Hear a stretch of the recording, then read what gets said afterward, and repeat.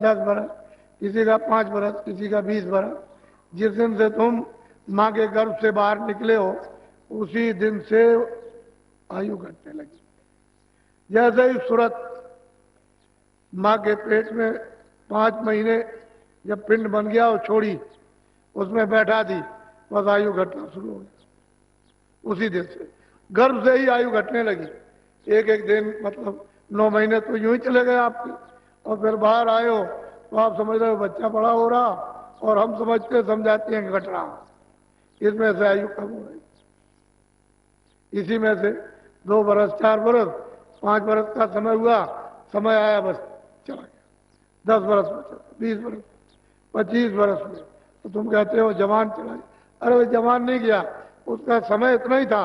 जब वो उसकी अवस्था पूरी हो गई, श्वासों की पूंजी खत्म हो गई, तो उसने जीवात्मा को निकाल के बाहर कर दिया।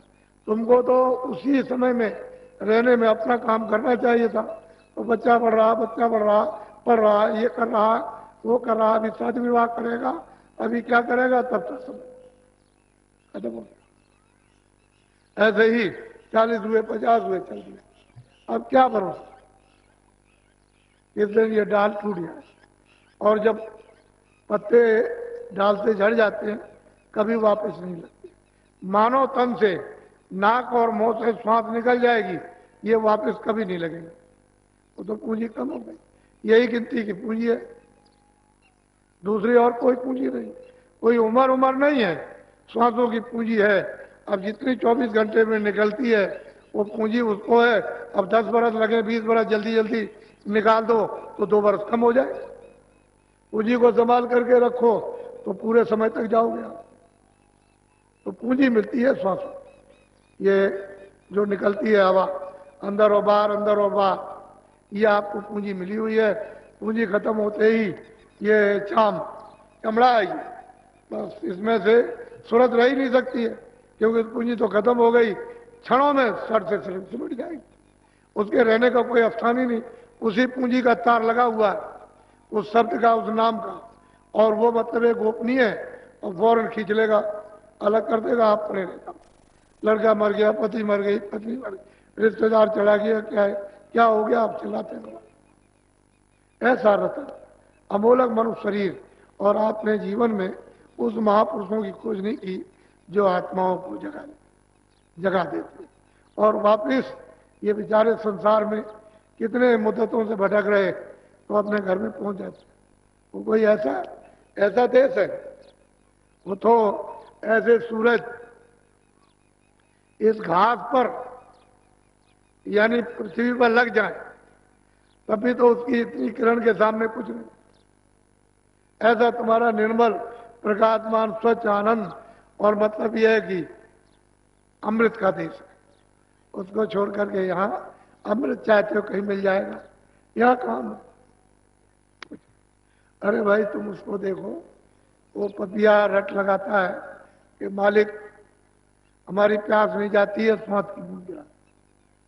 तो रट लगाते लगाते लगाते लगाते मालिक उसके प्रण को देकर एक उसमें स्वाद की बूंद गिरा देता।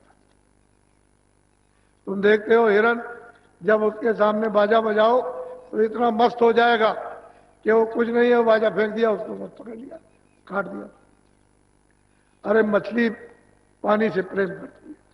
आप लोग मनुष्य शरीर में रहकर आपने ये खोज और तलाश नहीं की कि मालिक किनके द्वारा मिलता है, किनके द्वारा परिचय, किनके द्वारा रास्ता, कौन मदद करेगा, कौन हमारी शुद्धि सफाई करेगा, कौन युक्ति बताएगा। अभी तक आपने किताबों को नहीं सोचा और ना उनको कुछ ढूंढा, तो आपके किताब पढ़ने का फायदा क्या? किताबों में तो यही सब लिखा हुआ, रामायण में भी लिखा है, गीता में भी यही लिखा हुआ है, कृष्ण ने भी यही कहा है, और राम ने भी यही कहा, और जितने भी लोग आए ऋषि मुनि सबने ये कहा, और आप कुछ नहीं छोड़ दिया, सब छोड़ बैठे। कह लगे हम किसी को नहीं मानते। क्या मानते हो? किताब जानते ही नहीं। किताब क्या मानोगे? किताब के तो पन्ने आप फाड़ते हो, तिरस्कार करते हो। देवता का किताबों का तिरस्कार नहीं, उसका अर्थ समझो और उससे काम ले लो। और महापुरुषों के पास जिन्होंने देखा उनके पास जाओगे तभी आप उनको समझ सकते। बोलो।